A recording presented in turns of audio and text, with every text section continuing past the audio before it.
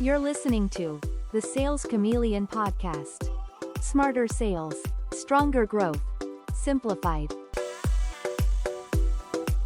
Hey there, and welcome back to another episode of the Sales Chameleon, where selling smarter starts.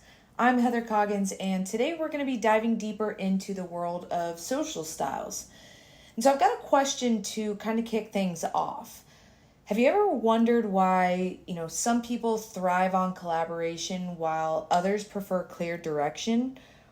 Or why certain individuals focus entirely on task while others seem to prioritize building relationships? And the answer is the magic of understanding social styles. It's really all about uncovering the patterns that shape how people communicate, how people make decisions, and what makes them ultimately say yes to your solution, okay? And so today, what I'm going to be doing is really exploring two key dimensions of social styles: the ask versus tell approach, and then the task versus relationship focus. And so by the end of this episode, you're going to have the tools to be able to adapt your communication style to effectively connect with anyone, anywhere. So let's go ahead and jump right in. First, I want to go ahead and talk about the ask versus tell dimension. And so this is all about how people prefer to influence and communicate. And so when we take a look at our ask-oriented people, these are going to be your analyticals and your amiables, and they tend to be a bit more reserved. So they're going to prefer to influence by asking thoughtful questions, sometimes a lot of questions. They tend to listen actively, and then they want to foster that collaboration. So with them, you're going to hear phrases like, hey, what do you think about this, right? Or could we look into this a bit further together? And so then you have your tell-oriented people, like your drivers and your expressives, and they're going to be more direct. So your tell-oriented people, they're going to really share their opinions confidently. They're going to set those expectations, and they're really going to lead with authority. So you might hear them say, all right, here's the plan, or hey, this is what I recommend. So both approaches work. They're just slightly different ways of driving the conversation. And so where you start setting yourself apart from your competition really comes in understanding whether someone is ask or tell oriented. Because once you know that, you can go ahead and adjust your approach to really make that journey smoother, and it becomes less like a game of guess who, and instead you're able to more easily identify which customer types prefer to take the scenic route and which ones prefer the expressway. And so now that we've covered that first dimension of ask versus tell, I want to go ahead and layer in the second dimension, and that's task versus relationship focus.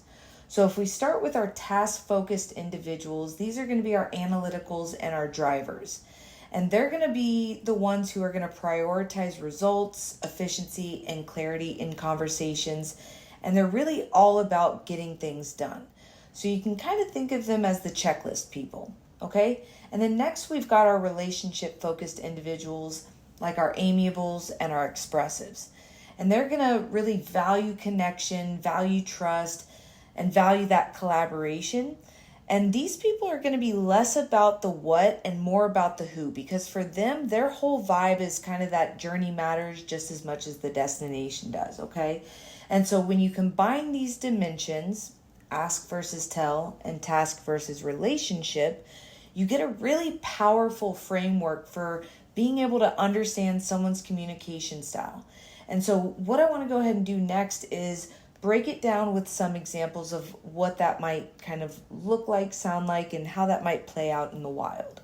Okay, all right, so let's go ahead and just pretend that we're meeting with a potential client to see, again, how these combinations might play out. So if we first go ahead and take a look at our ask and task directed people, which are going to be the analyticals of the group, you might hear them ask like, hey, what's your process for achieving results? Okay, they want that measurable data because they're looking for that detailed, structured answer where you as the salesperson are really able to deliver it with a collaborative type of tone, okay? And so how to adapt, specifically if you feel that, hey, these aren't really your primary dimensions of ask and task, what you're going to want to do is you're going to want to respond with clear steps and data, and then ask open-ended questions to really invite their input.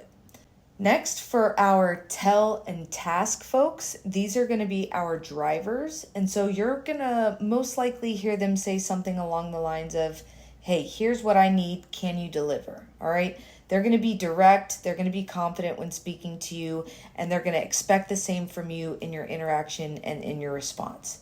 And so for those of you who might not feel as comfortable communicating with this group of people, you can really easily adapt by being concise, being more assertive, and being focused on those results, okay? And so if you're able to effectively leverage those skills, you're going to be able to create some very meaningful relationships with driver customers and people that are within that driver social style. Then you've got your ask relationship folks, and those are going to be our amiables, okay? So they might ask questions like, hey, how do you usually work with clients?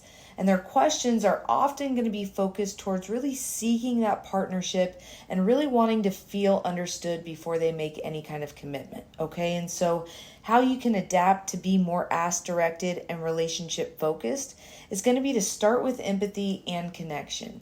And then once you're able to lower that relationship tension, you can then go ahead and really move into how your solution is going to be able to support their goals.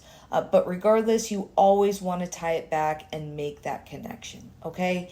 And then finally, our tell and relationship folks, which are going to be our expressives. So you're probably going to hear expressives open with something like, hey, here's what's important to me in a working relationship.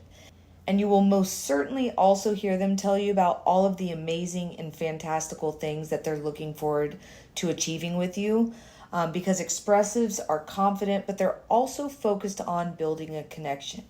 And so if you're struggling to connect with this social style type, you can go ahead and adapt by matching their energy.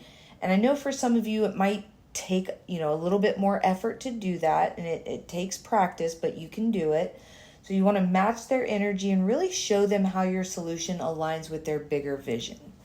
So a lot of people don't realize how important it is to understand those two dimensions and really be able to identify, where the people that you're communicating with, where they fall within those dimensions. But I will tell you this, I can guarantee you one thing, being able to effectively identify if someone is more ask or tell assertive, or if they're more task or relationship, responsive, that's going to make your life a whole hell of a lot easier. And this goes for your personal life as well. It's not just for working relationships. This is, this kind of speaks to the psychology of human behavior. And so it really works across the board. And the cool thing is this is where the magic happens, is with that adaptability, okay? And so identifying someone's dimensions is really only that first part. And the second part comes with actually being able to adapt to their style when it's necessary, okay? So for example, if you're naturally a tell task person, interacting with an ask relationship person is probably going to feel a lot like switching from driving a sports car to cruising on a bicycle, okay? But meeting them where they are is very crucial, and it's going to be what builds that trust and builds that connection. Now, conversely, if you're more ask relationship, you might need to step up your directness when working with a tell task individual, right? And the key is to really be intentional about how you communicate, making those adjustments, not to change who you are, but more so to really create a bridge that's going to connect you to them and how they prefer to communicate, okay? And so there's a saying, I'm not sure if you've heard it or not, but there's a saying out there that people buy from people that they're comfortable with. And identifying where your customers are is going to help you create and maintain that level of comfort that's going to keep them coming back, okay? So as kind of just a quick tip, start by just simply observing some verbal and nonverbal cues of customers or different people that you're interacting with. Are they asking thoughtful questions, or are they leading the conversation? Are they more focused on outcomes, or are they more focused on relationships, right? And these small clues are really going to be able to guide your approach and help you navigate the conversation effectively. So try it out, see how that helps positively shift those interactions and those conversations. And so as I kind of start bringing this to a close and start wrapping up the episode, I want to go ahead and recap the main takeaways from today and then leave you with an actionable item. So remember, our ask-oriented individuals, they influence through questions and collaboration, while our tell-oriented individuals, they're going to lead more with directness and authority. We've also got our task-focused people. They're going to prioritize results and efficiency, while our relationship-focused people are going to value that trust and connection, okay? And so adapting your style isn't about changing who you are. It's all about building better communication bridges.